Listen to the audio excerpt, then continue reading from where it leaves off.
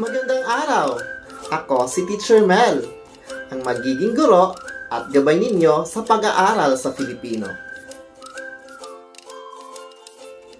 Sa araw na ito ay pag-aaralan natin ang tungkol sa mga uri ng pang-abay.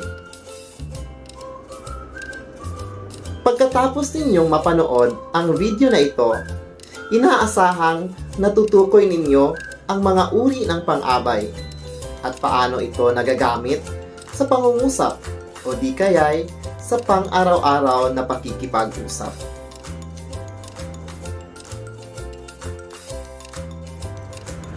Ano nga ba ang pang-abay? Ang pang-abay ay bahagi ng pananalita na nagbibigay turing o naglalarawan sa pandiwa o salitang kilos, pang-uri at kapwa pang-abay. Kung ating namamalayan, ginagamit natin ito sa araw-araw na pakikipag-usap.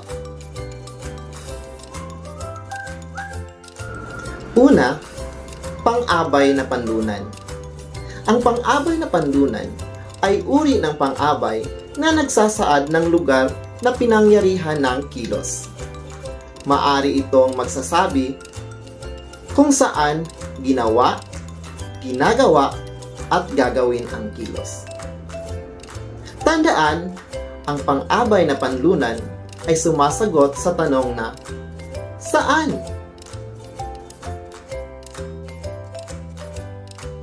Halimbawa, una, pumunta si nanay sa paaralan. Ang tanong, saan pumunta si nanay? Tama, sa paaralan. Pangalawa, namili ng prutas at gulay si ate sa palengke. Tanong, saan namili ng prutas at gulay si ate? Tama, sa palengke. Pangatlo, magtitipon sa plaza ang mga kabataan. Tanong, saan magtitipon ang mga kabataan?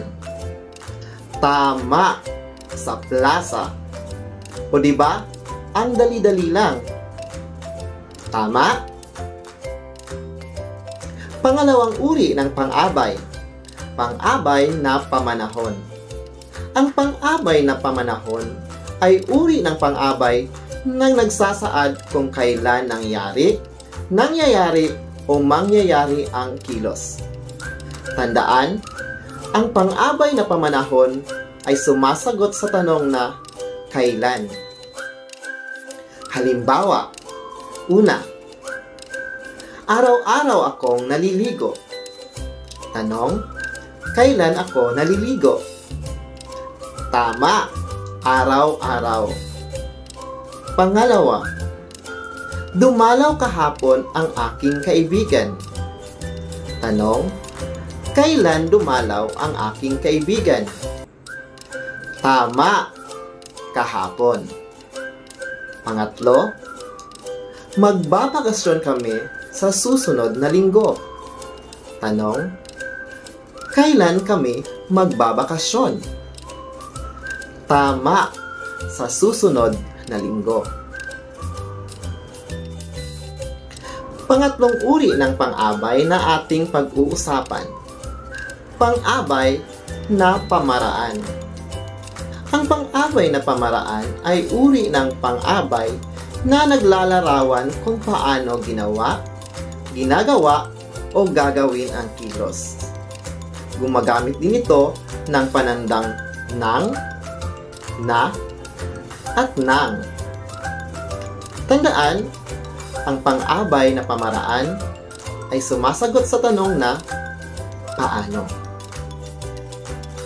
Halimbawa, taimtim na nagdadasal si Marites. Tanong, paano nagdadasal si Marites? Tama, taimtim. Pangalawa, si Telma ay mabilis maghatid ng balita. Tanong, paano maghatid ng balita si Telma? Tama, mabilis. Pangatlo, yayakapin kita ng mahigpit. Tanong, paano kita yayakapin? Tama, ng mahigpit. O di ba? Ang dali-dali lang tandaan. Nakukuha niyo ba, mga bata? Sa pagtukoy ng uri ng pang-abay, mahalagang nasasagot ninyo ang mga tanong na saan, kailan, at paano ginawa, ginagawa, o gagawin ang kilos. Alam kong ang pag-aaral na ito ay mahalaga sapagkat nagagamit natin ito sa araw-araw natin na pakikipag-usap. Sana'y naging makabuluhan ang inyong panonood at pag-aaral. Hanggang sa muli, ako si Teacher Mel. Like at share ang video na ito. Paalam!